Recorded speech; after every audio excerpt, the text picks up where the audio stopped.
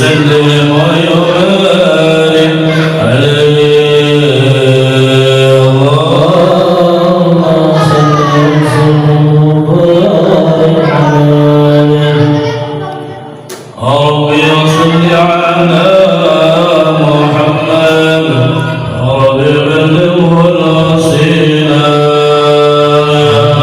ربي صل على محمد يا ربي صل عليه. ربي صل على محمد يا ربي خصه بالفضيلة. صل على محمد يا ربي صل عليه وسلم. يا ربي صل على محمد يا ربي صل عليه وسلم.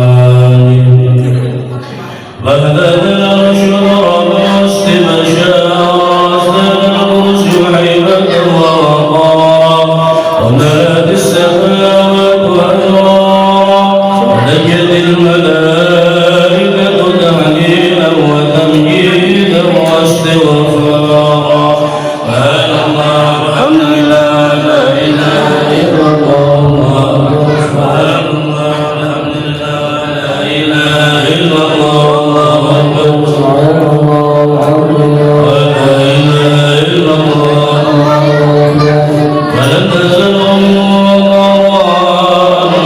بفخره وفضله إلى نهاية جبال حمده فلما اشتد بها الدرب بضرب الخلق وضعد الحبيب صلى الله عليه وسلم ساجدا شاكرا آمنا كأنه البدر في تمامه صلى الله على محمد صلى الله عليه وسلم صلى الله على محمد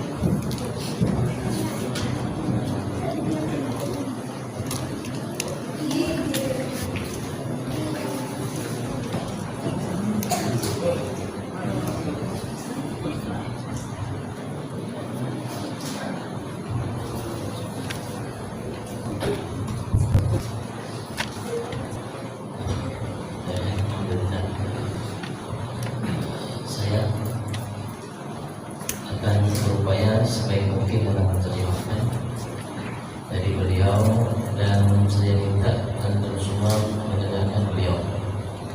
Kesempatan bagi setiap kita untuk duduk bersama beliau. Mudah-mudahan Allah akan kesempatan kita kelak nantinya hari kiamat berkumpul dengan beliau Muhammad sallallahu alaihi wasallam. Beliau guru kami dan guru kebanyakan murid-murid yang keluar dari Jarin Fadlul Muslim, dan ayahanda beliau guru besar kami Habib Imam Al-Wiyal Habib Ali Masyhur Muhammad bin Salim Habib bin Syekh bin Salim. Dan salah satu pamandan beliau adalah mungkin semua kita mengenalnya Habib Al-Alama Al-Imam Bukunan Habib Umar bin Muhammad bin Salim bin Habib bin Syekh bin Salim.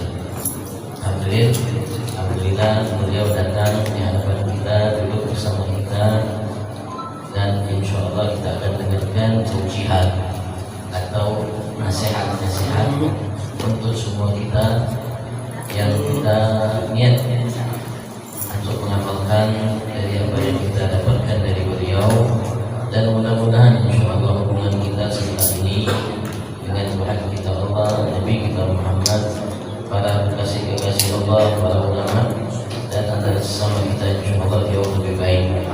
Dan mudah-mudahan kita jumpa insya Allah Ramadan tahun depan. Amin. Dan kita akan waktunya dari beliau adalah Habib beliau Taif dan Ikram Habib Al-Alama Habib Al-Rahman Al-Abunan Imam Al-Habib Al-Masyhur Muhammad bin Salim Al-Habib Habib Al-Habib Al-Tafadhal Masyhuran Majura Sallallahu Alaihi Muhammad.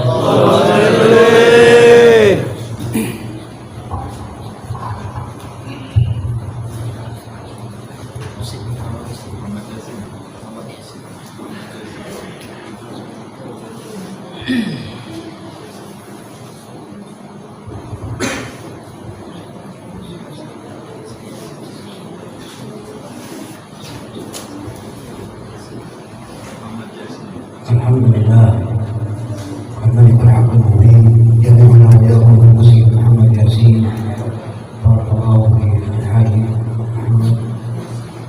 الحاج حسن مسعود الذي يكتب هذا القرآن ثم جاء الترتيب في أمر خارج عن الإرادة. نسأل الله عز وجل رحمه الله بما قال فيه وتولى الصالحين.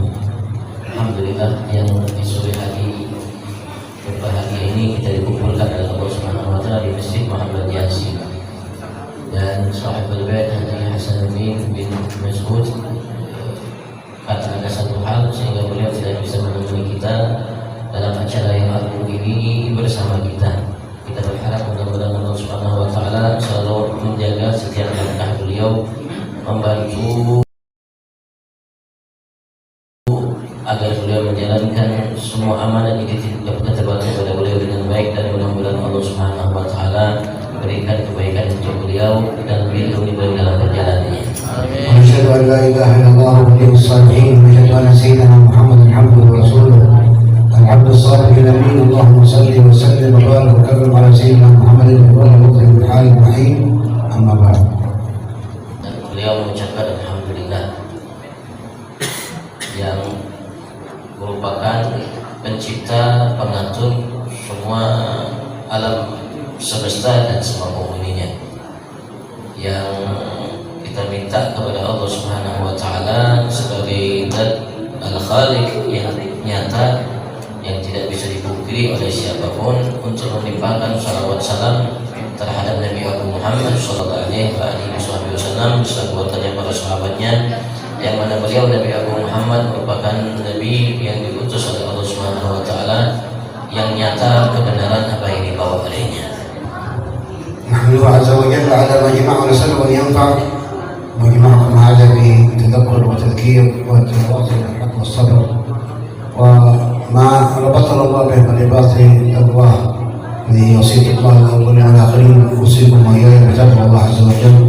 نسأل الله يجعلنا لكم من عباده المتقين.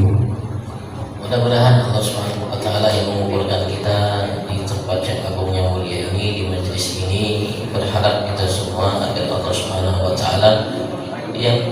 selalu bersama hamba-hamba yang bertakwa kepada Allah Subhanahu wa taala. Mudah-mudahan pertemuan ini memberikan manfaat bagi setiap kita dalam saling mengingatkan, dan mudah-mudahan Allah Subhanahu wa taala yang telah dahulu berwasiat kepada semua hambanya untuk bertakwa kepadanya menjadikan kita semua hamba-hamba yang bertakwa kepadanya. تقوى يا العالمين فإنها عز وحرز في الدنيا والمرجعين فيها من الدارين، فاستمسك بها والزم بدل ما تشتهيه وتدعيه. واعلموا أيها الإخوان أنه من اتقى الله عاش قويا وسار في بلاد الله آمنا، ومن ضيع التقوى وأهمل أمرها فقشته العقبى طول الندامة. Saya minta kepada untuk mengingatkan hari Mulawiyah, saya berupaya untuk mengajarkan sebaik mungkin, paling tidak ya inti dari yang beliau ucapkannya. Tapi yang untuk mendengarkan dari beliau insyaallah pas sesuai dengan yang diucapkan oleh beliau, yang diucapkan oleh beliau. Ya, sekali lagi beliau mengatakan bahwasanya dulunya kita bersama saat ini untuk saling mengingatkan, yang mana Allah Subhanahu wa taala minta kepada setiap kita sebagai hamba-hamba Allah Subhanahu wa taala untuk menjadikan kita dan berupaya memberikan masukan motivasi kepada kita untuk kita menjadi hamba-hamba yang bertakwa kepada Allah Subhanahu wa taala. Dan mudah-mudahan insyaallah sekali lagi pertemuan ini menghasilkan satu momen untuk kita mampu menjadi hamba yang bertakwa tersebut. ولهذا الله عز وجل جعل ثمر التقوى الجنة، وثمر التقوى العلم اللدني الذي يكرم الله به من اتقاه. يقول الله عز وجل من يتق الله يجعل أيضا من ثمر التقوى الرزق الذي يعطاه الإنسان من ثمر التقوى يأتي الرزق من حيث يحتسب. قال تعالى ومن يتق الله يجعل له مخرجا ويرزقه من حيث لا يحتسب. وإذا قال في التقوى وثبه وأزلفت الجنة للمتقين، وأزلفت الجنة للمتقين. تلك الجنة التي نورث من عبادنا من كان تقيا. ولهذا قال الله تعالى عز وجل واتقوا الله ويعلمكم الله. هذه كلها من ثمرات التقوى. Dan beliau tadi menyebutkan sedikit banyak dari apa yang dijanjikan oleh Allah Subhanahu wa taala bagi hamba yang bertakwa. Di antaranya Allah Subhanahu wa taala janjikan bagi mereka surga sebagaimana firman Allah Subhanahu wa taala, "Aku telah siapkan surga itu bagi hamba-hambaku yang bertakwa." Begitu juga Allah Subhanahu wa taala siapkan bagi hamba yang bertakwa itu adalah ilmu yang datangnya langsung dari Allah. Allah menyatakan dalam firman-Nya, "Bertakwalah kalian kepada Allah dan Dia Allah Subhanahu wa taala akan mengajarkan kalian ilmu," yaitu yang dikenal dengan ilmu laduni. Begitu juga Allah Subhanahu wa taala menjanjikan kepada yang mereka yang bertakwa, Allah akan mudahkan dan luaskan baginya rezeki. Allah mengatakan barang siapa yang bertakwa kepada Allah Subhanahu wa taala, maka Allah akan anugerahkan kepada rezeki tanpa diduga. هذا خاطب الله أهل العقول من البشر بقوله عز وجل واتقوني يا أولي الألباب. الألباب العقول، واتقوني يا أولي الألباب. Karena itu Allah Subhanahu wa taala memerintahkan, memberikan masukan, perintah langsung kepada mereka-mereka yang memiliki akal, yang menggunakan akalnya dengan baik. Allah mengatakan kepada semua hamba-Nya, "Wahai hamba-hambaku, bertakwalah kepadaku," bagi mereka-mereka yang berakal, kata Allah Subhanahu wa taala. هذا الشعر ليس من ترك البطل إنما من يتقي الله البطل. البطولة في تقوى الله لا في مظهر العناد والعداء والآخرين، بين البطولة في تقوى الله بامتثال الأوامر واجتناب النواهي. Sesungguhnya namanya kemuliaan itu atau pahlawan yang sebenarnya itu bukan seseorang yang mampu mengalahkan selainnya, tapi pahlawan yang hakiki itu adalah mereka-mereka yang bertakwa kepada Allah Subhanahu wa taala. ولذلك رب العزة يتولى المتقين ويتولى الصالحين ويكون معهم في كل حين، وحينما تبرز آثار التقوى بالعبد يكون هو الصالح. الصالح من هو متقي، العبد الصالح الذي يمتثل أوامر الله ويجتنب نواهيه فهو عبد صالح. ولهذا هذه المرتبة يطلب اللحوق بها كبار الأنبياء، عظيم منها الأنبياء والمرسلين يطلبون اللحوق بالصالحين لأنهم يطلبون أهل التقوى. Allah Subhanahu wa taala sekali lagi mengatakan bahwasanya Ia akan selalu bersama dan menjaga mereka-mereka yang soleh. Dan juga siapa itu mereka yang soleh? Mereka yang soleh adalah mereka yang bertakwa kepada Allah Subhanahu wa Ta'ala. Artinya ketika seorang melaksanakan perintah Allah Subhanahu wa Ta'ala, menjauhi larangan Allah Subhanahu wa Ta'ala, mereka lah hamba yang soleh dan mereka lah hamba yang bertakwa kepada Allah Subhanahu wa Ta'ala, karena yang nampak dari mereka bertakwa adalah kesolehannya. Dan juga ini kedudukan martabat untuk menjadi hamba yang soleh. Yang nampak dari hamba yang bertakwa itulah kedudukan yang agung, yang mulia di sisi Allah Subhanahu wa Ta'ala. Sampai para nabi, para rasul, hamba-hamba Allah yang dimuliakan Allah tersebut, mereka mengharap kepada Allah Subhanahu wa Ta'ala untuk bersama mereka-mereka yang soleh. Nabi Allah Ibrahim alaihissalam qala Allah anhu alladhi khalaqani fa huwa yahdini. Yaqul hadha alladhi ma qala Allah anhu alladhi khalaqani fa huwa yahdini alladhi yut'imuni wa yasqini wa idha maridtu fa huwa yashfini walladhi asma' أن يغفر لي خطيئتي يوم الدين ربي هب لي حكما والحقني بالصالحين. هذا ربي ربي هب لي حكما والحقني بالصالحين. Jadi beliau mengucapkan apa yang dilantunkan oleh Nabi Allah Ibrahim dari namanya kalimat-kalimat yang mendidik umat beliau dan kita umat Nabi Muhammad, karena Allah berikan kalimat itu untuk kita namanya menyatakan bahwasanya kita ini adalah seorang hamba. Ialah Allah yang telah menciptakanku, ialah Allah yang telah memberikan petunjuk kepadaku, ialah Allah yang memberikan makan minum bagiku, ialah Allah Subhanahu wa Ta'ala yang memberikan hidayah bagiku. Maka beliau di antara doanya mengatakan, ya Allah, anugerahkan kepadaku namanya hukman, namanya kebijakan dalam ilmu yang Allah berikan, dan bijak dalam namanya mendidik umatnya sesuai perintah Allah Subhanahu wa Ta'ala, dan jadikan aku ya Allah bersama orang-orang yang saleh. Nabi Allah Sulaiman إذا ما رأى النملة تدب على ظهر الأرض تمشي تنصح قومها فتبسم ضحكا من قولها كما أخبر الله ثم دعا مولاه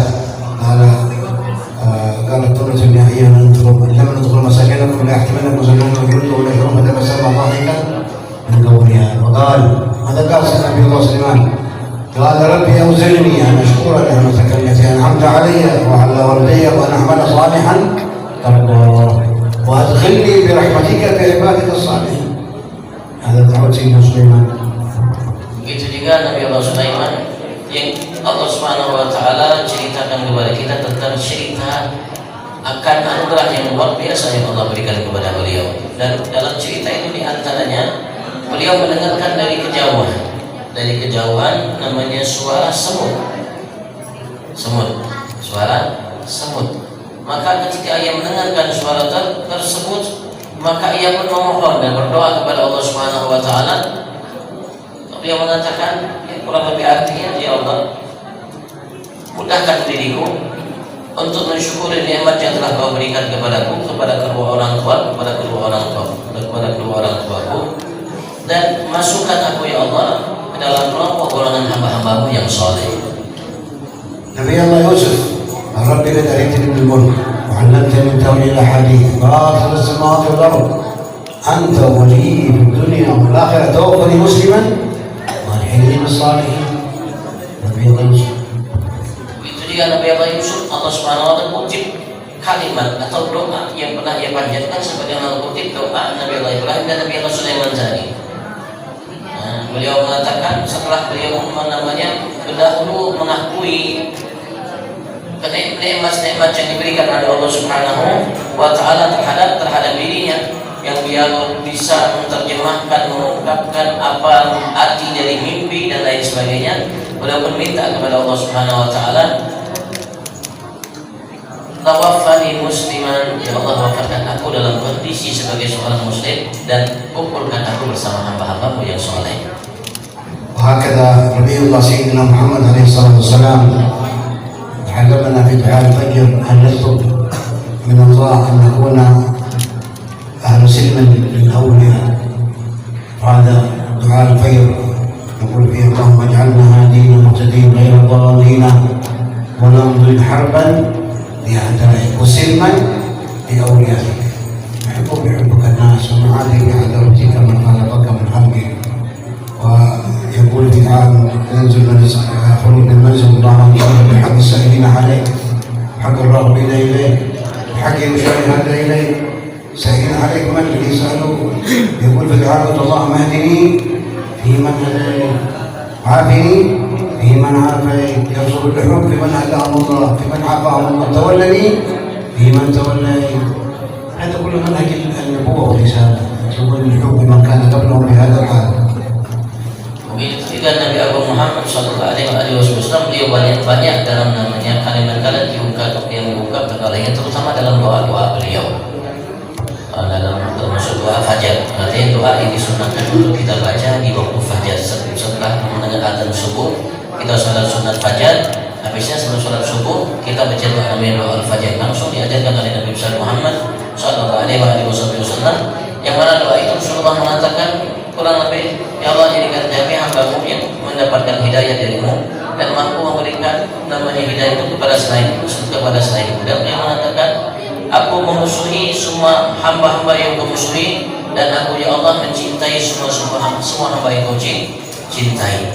Jadi mereka hamba-hamba Allah yang soal begitu juga Rasul Sallallahu Alaihi Wasallam ketika doa keluar rumah, beliau ajarkan kepada kita untuk minta dengan kedudukan mereka yang selalu minta kepada Allah, yang selalu menginginkan apa yang di sisi Allah, dan selalu berjalan untuk apa dan karenanya Allah Subhanahu Wa Taala dan sebagainya. Begitu juga Rasul Sallallahu Alaihi Wasallam yang mendidik kita dalam doa al-fajar. Allahumma hdina fiman hadayt, ya Allah berikan kepada aku atau kami petunjuk seperti yang Kau berikan kepada hamba-hamba yang Kau berikan kepada mereka petunjuk dan seterusnya. Ini adalah jalan para nabi, para rasul, baik Nabi kita Muhammad dan begitu juga Nabi dan Rasul sebelum Nabi Agung Muhammad. سيدنا الحمار حفظه الله قال هذه الدعاء الذي في الموت رواه سيدنا الحسن بن علي بن ابي طالب عن جده النبي محمد قال لو طلب رسول الله الهدايه والعافيه والولايه مستقل لكان حل بها. هو سيد الهادين سيد المهابين سيد الانبياء والمرسلين والاولياء والصالحين، لكن يطلب هدايه مع من هداه الله، عافيه مع من عافاه، ولايه مع من والاه الله. في من ايش معنى في من؟ ارتباط لمن كانوا قبل من هذا الوصف، فهو إمامه. الذي قال اللهم اهدني فيمن عافني فيمن عافيت تولني فيمن تولني. لو قال اللهم اهدني وعافني وتولني هو إمامه. لكن لماذا هذا فيمن يدل على الارتباط بالولاء من كانوا قبل من هذا الوصف العظيم، وصف الهداية وصف العافية وصف الولاية، مع أنه سيدهم يرتبط بحبه. Begitu juga yang doa kunut yang tadi kita dengarkan adalah ayat yang datang dari Sayyidina Hasan bin Ali bin Abi Thalib, yang langsung doa itu diajarkan oleh Nabi Muhammad Sallallahu Alaihi Wasallam. Tapi ketika kita membaca itu doa, selalu kita dapatkan doa itu Rasul Sallallahu Alaihi Wasallam mengikat hubungan kita dengan orang-orang yang baik. Beliau mengatakan Allahumma hdini fiman hadayt wa afini fiman afait, dan sampai seterusnya. Ya Allah berikan aku hidayah sebagaimana Engkau berikan kepada mereka hamba-hamba sebelumku hidayah, dan berikanlah aku perlindungan sebagaimana Engkau telah berikan perlindungan kepada hamba-hambamu sebelumku dari para nabi dan rasul dan semuanya, dan para awliya sholihin, padahal beliau adalah imam mereka. Rasulullah bisa saja, kata Umarnya, Rasulullah bisa saja langsung minta kepada Allah Subhanahu Wa Taala hidayah. Allahumma hdina, ya Allah berikan aku hidayah, lindungi aku, jaga aku, dan seterusnya. Kenapa? Karena ia imam mereka. Tapi Rasulullah SAW dalam doanya mendidik kita untuk kita memiliki ikatan dengan hamba-hamba Allah yang saleh. هذا شرع الله لنا في القرآن. أول ما نقرأ في القرآن سورة الفاتحة نقرأها على الأقل في كل يوم، كل مسلم يواظب على صلاة الفروض 17 مرة. كل يوم 17 ركعة و17 مرة تحت الفاتحة. نقول في آخرها إياك نعبد وإياك نستعين واهدنا الصراط المستقيم. ما اسمه الصراط المستقيم، ما تفسيره. قد علماء القرآن يفسر بعضهم بعض. تفسير الصراط المستقيم الذي بعدها صراط الذين أنعمت عليهم، هذا الصراط المستقيم. الله نسب الصراط ويقول الحمار الصراط كله نسبه إليه حقه. صراط الذين أنعمت حقه، صراط الذين أنعمت عليهم. ما هو تفسير صراط الذين أنعمت عليهم؟ هل له تفسير بالقرآن؟ قالوا نعم. تفسير صراط الذين أنعمت عليهم قوله تعالى ومن يطع الله والرسول فأولئك مع الذين أنعم الله عليهم من النبيين والصديقين والشهداء والصالحين. يعني معنى في كل مادة نقرأها يطلب الحب هذا صراط الذين أنعمت عليهم النبيين والصديقين والشهداء والصالحين معهم يطلب الحب في كل مادة نقرأها في كل يوم على الأقل من يواظب على صلاة الفرض 17 مرة يطلب الحب الصالحين النبيين والصديقين والشهداء والصالحين. Juga ketika kita dapatkan dalam surat yang agung, surat Fatihah yang mengkhususkan kita kepada Nabi Muhammad, Allah tidak berikan surat tersebut bagi umat-umat sebelum kita, bahwasanya Allah Subhanahu wa taala memerintahkan kepada kita untuk sadar atau tidak sadar kita mampu berjalan meniti jalan seperti jalan yang telah dilalui oleh hamba-hamba Allah yang saleh yang Allah berikan kepada nikmat. Paling tidak setiap mukminat kalau melaksanakan sholat wajib 5 kali sehari semalam, maka pasti akan memohon kepada Allah 17 kali permintaan ihdinas siratal mustaqim, agar Allah Subhanahu wa taala mantapkan dia, setelah Allah tunjukkan dia ke jalan yang lurus. Tapi Allah tidak berhenti siratal mustaqim, tapi Allah mengatakan siratal ladzina an'amta alaihim, jalan hamba-hamba yang Kau telah berikan nikmat terhadap mereka. Dan Al-Quran itu menjelaskan satu sama lain.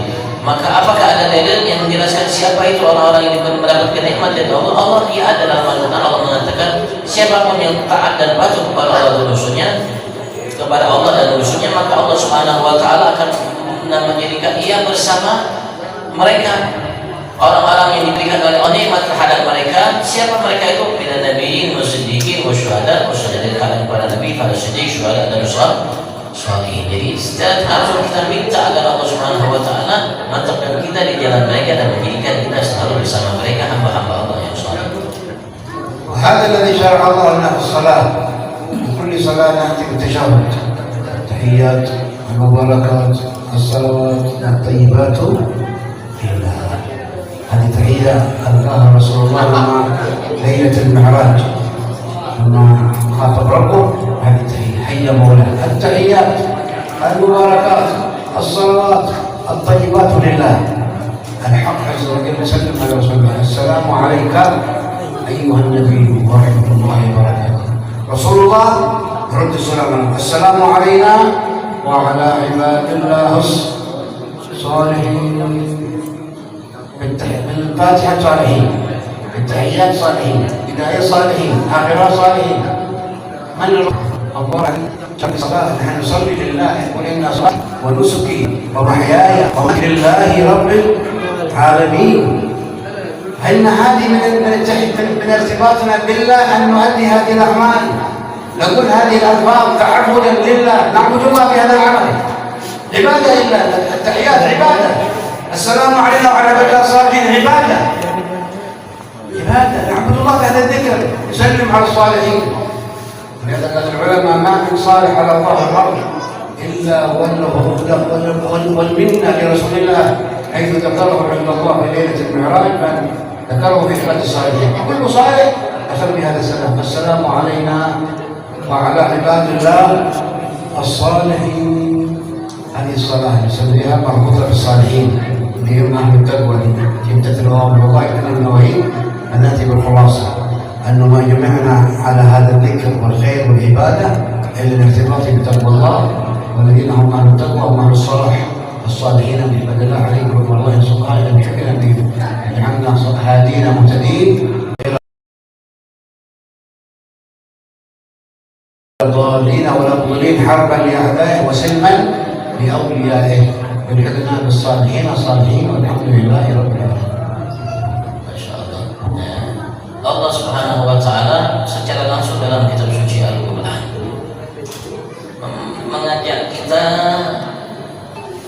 mengarahkan kita untuk memiliki ikatan yang kuat kepada hamba-hamba Allah yang saleh. Mereka lah hamba-hamba yang bertakwa kepada Allah, karena yang nampak dari ketakwaan itu adalah kesalehan. Begitu juga Nabi Agung Muhammad sallallahu alaihi wasallam. Ketika beliau mi'raj menghadap Allah Subhanahu wa taala, beliau pun melantunkan tahiyat sebagai namanya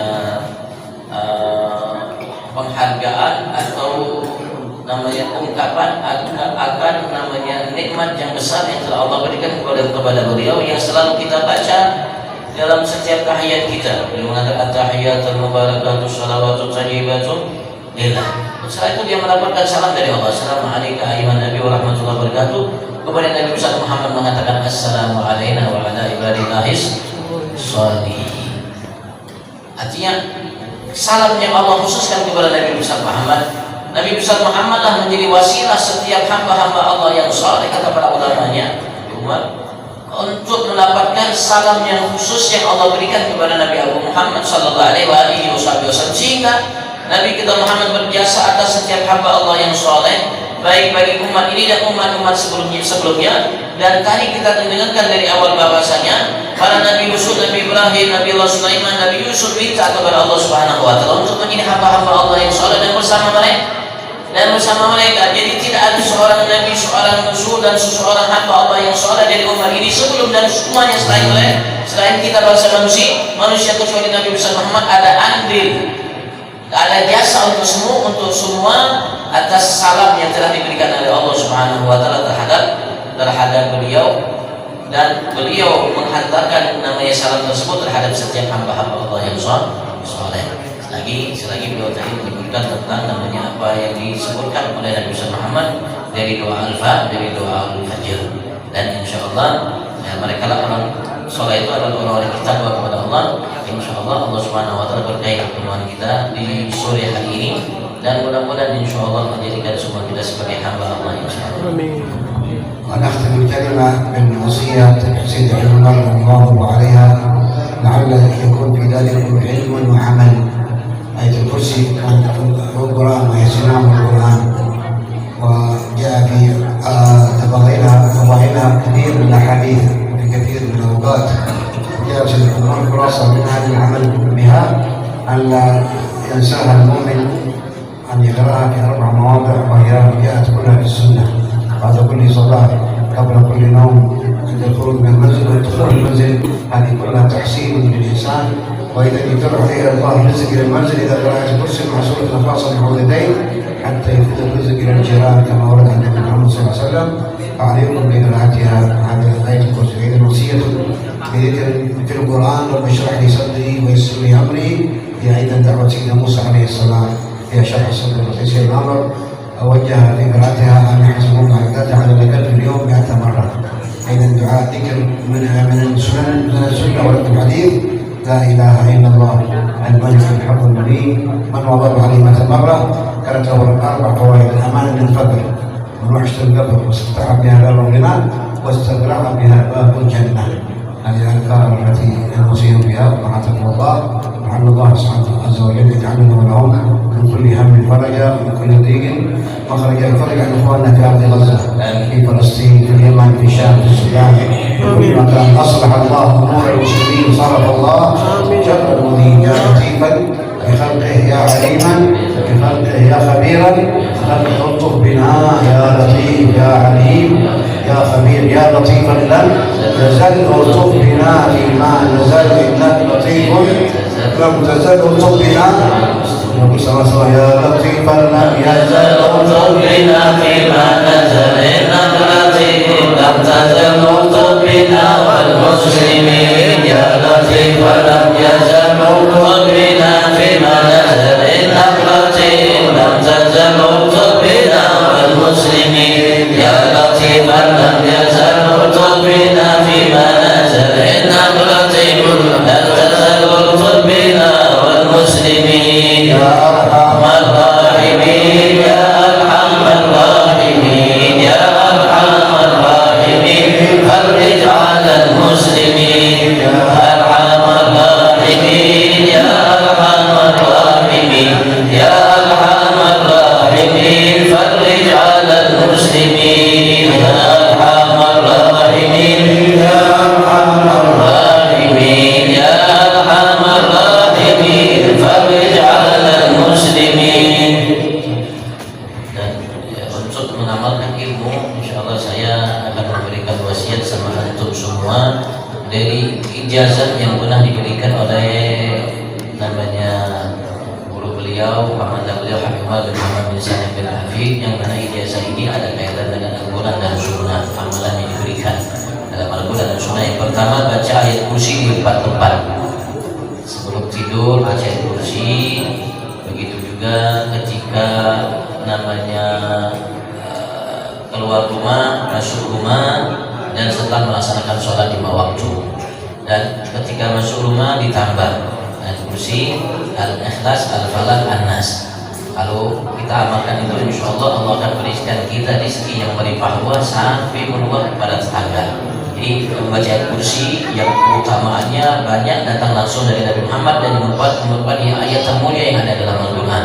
Sampai sholat 5 waktu, sebelum tidur, keluar rumah, dan masuk rumah. Masuk rumah lagi tambah ayat kursi, Al-Ikhlas, Al-Falaq, An-Nas. Yang kedua, doa Nabi Allah Musa yang Allah Subhanahu wa taala kutip dalam Al-Qur'an, dibaca, diamalkan paling sedikit 100 kali setiap hari, agar Allah Subhanahu wa taala lapangkan dada kita, mudahkan semua urusan kita, masalah kita. Kalimatnya Rabbi shrah li sadri wa yassir li amri. Wa ini aja, Rabbi shrah li sadri wa yassir li amri. Allah lapangkan dadaku, mudahkan urusanku. Dibaca setiap hari paling minim 100 kali. Ini doanya dari Musa. Yang ketiga dari sunnah dalam Al-Quran, itu yang kedua. Yang ketiga dari sunnah hadis Nabi Muhammad, baca la ilaha illallah al-malikul haqqul mubin setiap hari 100 kali, ditutup dengan Muhammad Rasulullah SAW. Amin. Dibaca itu. Kalau beliau tadi ngomong, kalau barang siapa yang mengamalkan itu, kata Rasulullah, la ilaha illallah al-malikul haqqul mubin, satu, dia telah mengetuk pintu surga Allah Subhanahu wa taala. Dia telah mengetuk pintu kecukupan atau kekayaan bagi dirinya. Dia telah dan aman dari kefakiran, dan insya Allah aman daripada api kubur.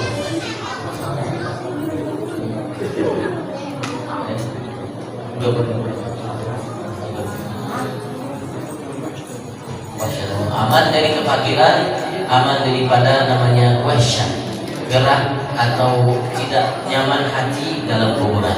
Jadi 4 istimewanya. Dia telah membuka pintu surga Allah, menutup pintu surga Allah, menutup pintu kecukupan atau kekayaan bagi dirinya, dan dia telah menepis namanya kefakiran dan menghilangkan itu daripada wahsyat tidak tenang di alam kubur.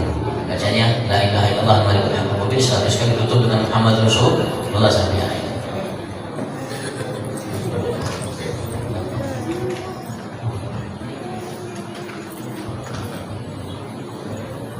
الفاتحة. نسأل الله عز وجل يتقبل منا ومنكم، يقبلنا على ما فينا ويغفر لوالدينا ومشايخنا والعالمين ويرحمنا علينا.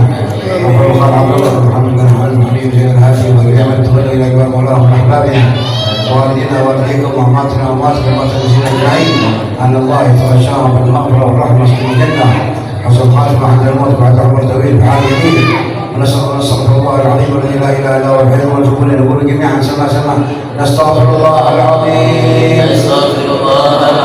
الذي لا اله الا هو الحي القيوم ونتوب اليه. استغفر الله العظيم الذي لا اله الا هو الحي القيوم ونتوب اليه. استغفر الله العظيم الذي لا اله الا هو الحي القيوم ونتوب اليه. الذي لا إله إلا هو الحي القيوم ونتوب إليه.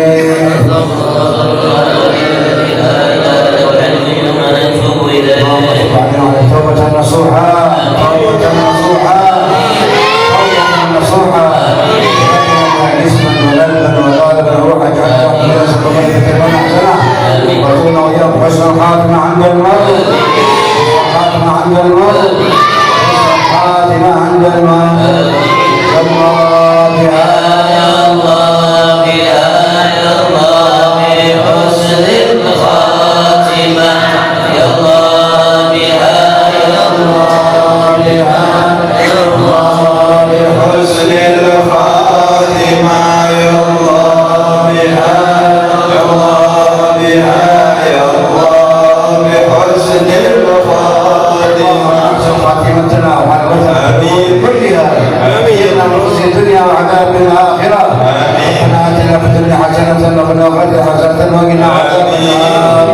ربنا لا تزغ قلوبنا بعد إذ هديتنا وهب لنا من لدنك رحمة إنك أنت الوهاب ربنا اغفر لنا ولإخواننا الذين سبقونا بالإيمان ولا تجعل في قلوبنا غلا للذين آمنوا ربنا إنك رؤوف رحيم ربنا اصرف عنا عذاب جهنم إن عذابها كان غراما ربنا هب لنا من أزواجنا وذرياتنا قرة أعين واجعلنا للمتقين إماما رب اغفر وارحم وأنت خير الراحمين ربنا لا تؤاخذنا إن نسينا أو أخطأنا ربنا ولا تحمل علينا إصرا كما حملته على الذين من قبلنا ربنا ولا تحملنا ما لا طاقة لنا به واعف عنا واغفر لنا وارحمنا أنت مولانا وانصرنا على القوم الكافرين اللهم أكرمنا ولا تحرمنا كرمنا يا الله ولا تخلصنا آثرنا يا ربنا ولا تؤثر علينا إنك راضي الاستقامة يا الله إنك راضي الثبات النعمة يا الله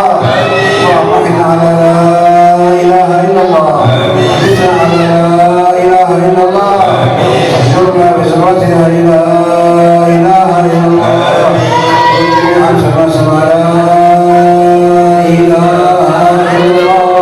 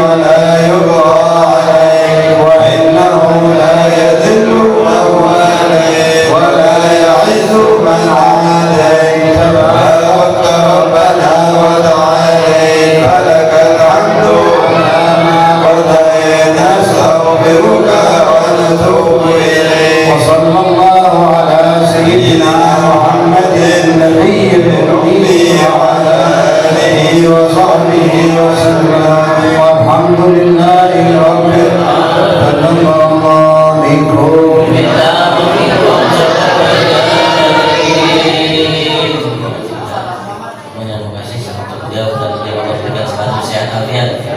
Amin. Mudah-mudahan dijaga selalu beliau. Insyaallah kembali lagi. Insyaallah bersama kita di tempat ini. Insyaallah dengan kondisi beliau lebih sehat dan majelis insyaallah lebih segar dan mudah-mudahan anda sahabat bait Haji Hasan Bait insyaallah bisa bergabung dengan kami yang bisa lagi. Kita amin. Saya sekali lagi minta maaf kalau banyak kurang dalam iman dan terima kasih atas mendengarkan terjemahannya. Mudah-mudahan amalan yang 3 tadi ayat kursi bisa Islami dan dalam mereka hakmu bisa kita amalkan dan mudah-mudahan semua kita hamba yang soleh dunia akhirat. Amin. Amin. Assalamualaikum warahmatullahi wabarakatuh. Waalaikumsalam warahmatullahi wabarakatuh.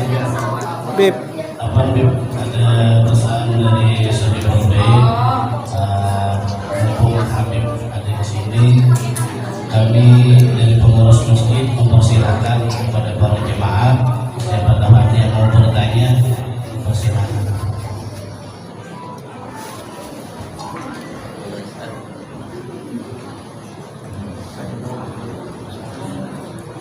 Ada yang mau bertanya sebelum kita tutup?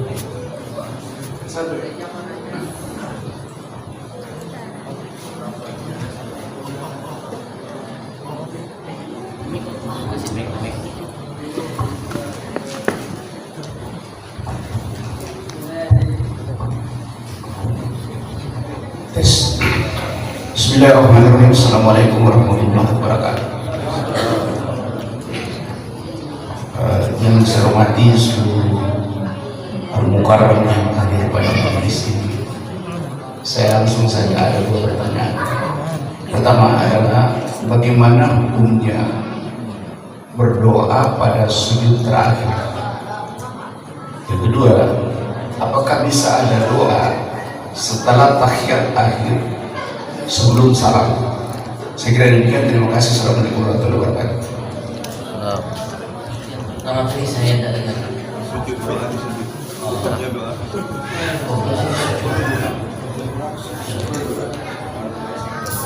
السجود أقرب ما يكون العبد لربه وهو ساجد، والسجود محل الدعاء، غير أنه لا يطيله إلا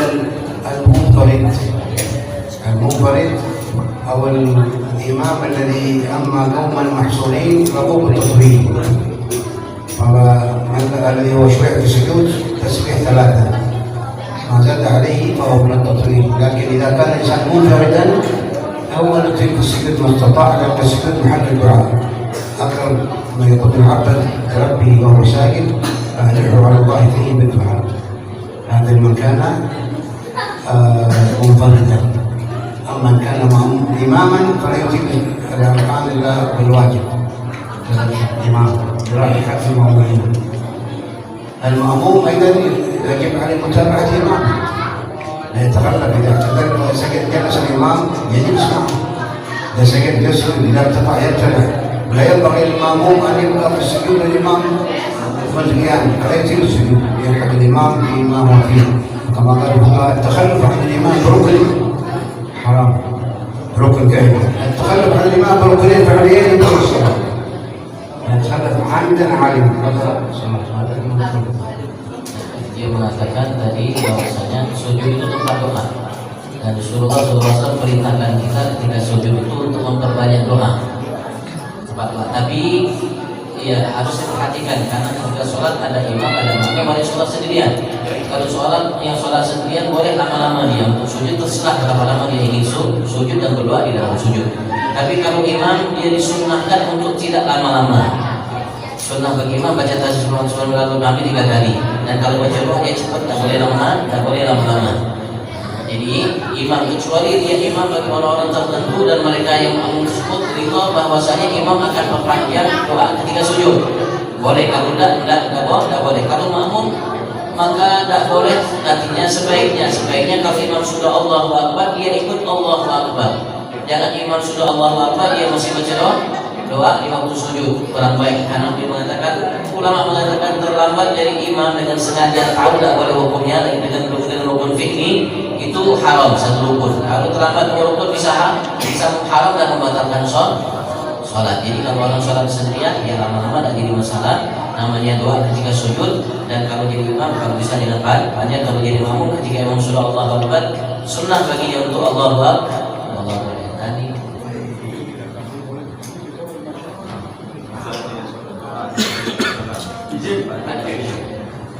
izin bagi bisa memberi teras. Katanya sebenarnya, mohon maaf saya memperkenalkan diri saya Muhammad Arif Aras, jauh dari Sulawesi, sekampung dengan Pak Ketua ini. Pertanyaan selanjutnya adalah, apakah doa itu bisa dicaharkan atau cukup dalam hati? Ya. الذكر وكل ما يتعلق بالأركان القولية لا تعتبر إلا بسماع الإنسان نفسه، حتى الفاتحة التحيات والدعاء أن يسمع الإنسان نفسه، ثم هذا إيش الأركان القولية. أما إذا لم ينطق اللسان ويجري الأمر على قلبه فليس لا يقدر على ذلك ولا يعتبر قراءة صحيحة.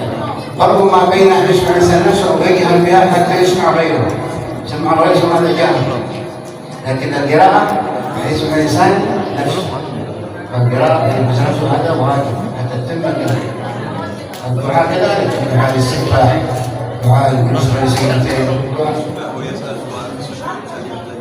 دعاء السجود كان إذا كان سؤال عن دعاء السجود حيث يسمع نفسه غيره، حتى أنه الحضور بالقلب قد يكون له أجر الحضور، لكن لا يحصل أجر الدعاء بالقراءة. القراءة ما تقع إلا بسماع الإنسان نفسه، سواء كان في الفاتحة أو التشهد أو الدعاء في الجلوس سجدتين أو الاعتدال أو الدعاء في السجود، يعني يسمع الإنسان بها. وإن كان عنده شيء ضوضاء أو ربما عنده ضعف في السمع لا يرفع الصوت حتى يدرك الآخرين، إلا يرفع الصوت بحيث لو لم تكن هناك ضوضاء أو مانع من السماع لسمعه.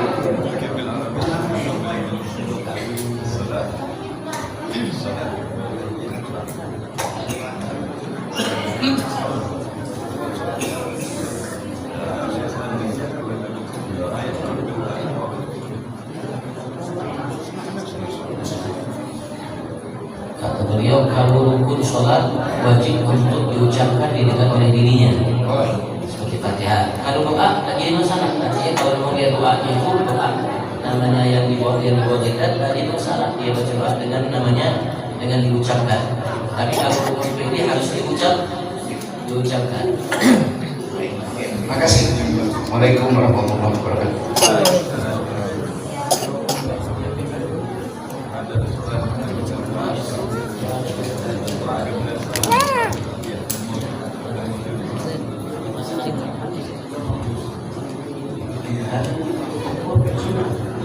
التحيات آياتي كدعاء الصلاة الإبراهيمية. بعد الصلاة الإبراهيمية اللهم اغفر لي ما قدمت وما أخرت وما أسررت وما علمت وما أنت أعلم مني، أنت المقدم وأنت المؤخر، لا إله إلا أنت، اللهم اجعل بك من عذاب القبر ومن عذاب جهنم ومن عذاب النار ومن شر فتنة المحيا والممات ومن شر تمثيل الدجال بالمقام والمات. بعد هذا الدعاء وارد عن النبي عليه الصلاة والسلام. هذا السنة أن يأتيه، ولو لم يأتيه ولم يكن عليه، لم يكن حياة ولكن يفوته الأجر لأنه يأتي. Ada pun doa setelah tahiyat sebelum salam itu ada doa yang langsung Rasulullah ajarkan, seperti kalimat yang dia baca tadi. Ada Allah mungkin makan dan tuh masuk tuh masalah itu Allah dan adabin gabel adabin naj dan adabin masih aja itu doa Rasulullah ajarkan. Artinya boleh, memang ada doa dan sunnah untuk membaca doa sebelum salam setelah tahiyat yang diajarkan, terutama yang diajarkan Rasulullah Nabi Muhammad SAW. Doa-doa yang cukup banyak yang tadi beliau ucapkan tadi, artinya tidak jadi masalah. Allah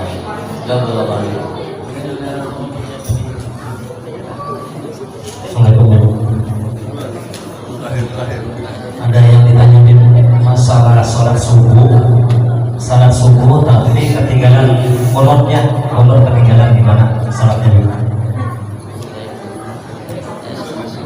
نعم نعم. والقنوت في الصبح هذا يسمى قنوت الشافعية الذي ذهب إليه الإمام الشافعي ومذهب الإمام الشافعي، فتركه عند الشافعية نقص في الصلاة يجبره سجود السهو. عند الشافعي بعض من أعراض الصلاة، عاد الإمام الشافعي وعند الشافعي بمذهبهم أن القنوت بعض من أعراض الصلاة، والبعض إذا تركه المصلي صلاته صحيحة على غير أن فيها نقص، يجبر النقص أن يسجد السهو قبل الصلاة.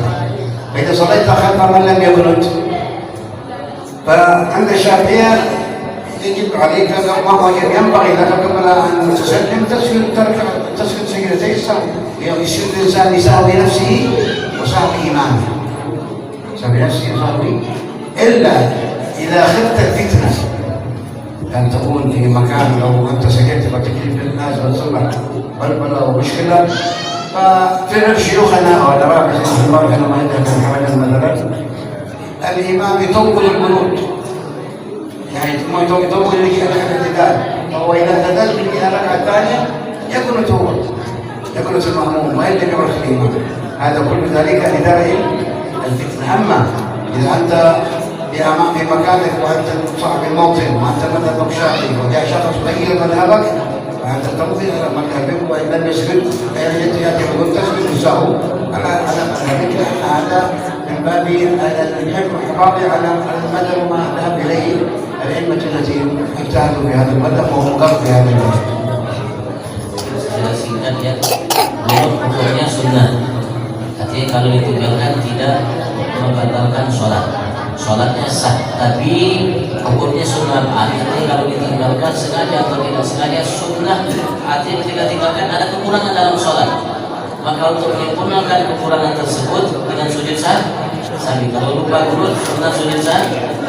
Untuk apa? Untuk menyempurnakan kekurangan yang dilakukan karena tidak melakukan kunut. Itu dalam mazhab. Tapi adapun mungkin dalam mazhab lain ya, sebagian mereka tidak mensunahkan wudu.